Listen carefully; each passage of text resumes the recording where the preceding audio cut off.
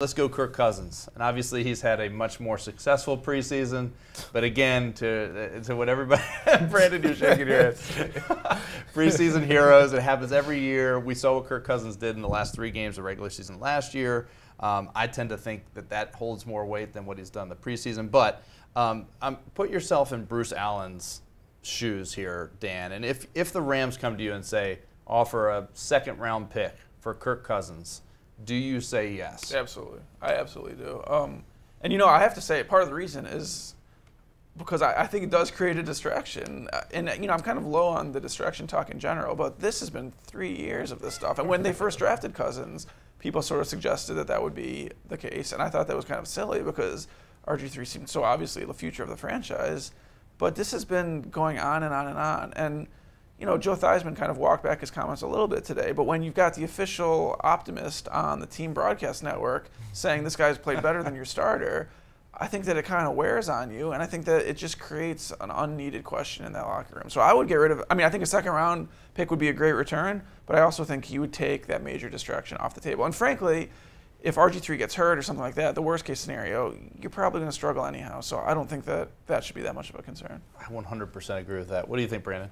Yeah, I would give it a little thought as far as the trade, but because the thing is, the reason that trade is possible is because the starter got hurt. So RG3, I wouldn't call him fragile like Sam Bradford, but he's gotten hurt before, so sure. You wonder, should you have that guy behind just in case? But like Dan said, it is a big distraction, and for every Steve Young who turned out good behind Joe Montana, there's the Matt Flynn's, Matt Schaub's, who else? The guys that look great right. in Aaron garbage Rodgers. time. Yeah. Aaron Rodgers on the other side. But he was. That's a little different. That was a little different. I hear you. But it just calm down, guys. It's just he's playing against the second team. So you would make the trade too? Yeah. You make the trade for a second round pick. Scott, you too? Are we all in agreement here? I think you guys make some good points, and I don't think I could fault Bruce Allen for doing that deal. I don't know that I would do it though. Okay. I think you got to ask yourself the drop from Kirk Cousins to Colt McCoy in the event that RG3 does go down. Is that something you're willing to live with for a season and go through another potentially 3-13 season before reaping the rewards of that number 2 pick the following year, and then probably not for another year after that, depending whether you use it on a QB.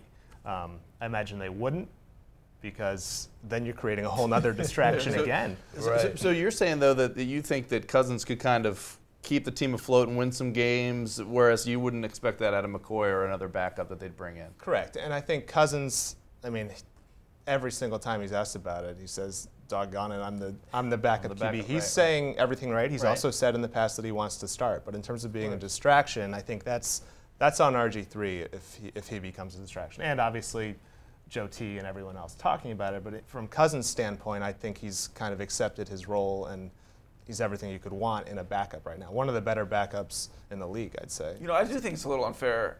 And I would get rid of him, but I think it's a little unfair to judge him with the way those last 3 games went last year. Because that was a team that was 3-10, with a dead man walking coach. One of those games, it was a circus. The game of the Giants was just a total farce. And a quarterback's obviously not playing by himself out there, so I think it's a little bit harsh to judge him on those 3 games. Obviously, the year before he looked pretty good. But you have to judge him on those 3 games higher than you judge him in these preseason games against second and third string defenses, right? I feel like both are kind of factors involved. Oh, come on. You have to regular season play. That was a tough situation to go into. So all right. And if you're going to judge him on these preseason games, you also have to acknowledge that he's playing with Ryan Grant as his top receiver or whatever. He's not got Deshaun Jackson and Pierre Garçon out there. All right.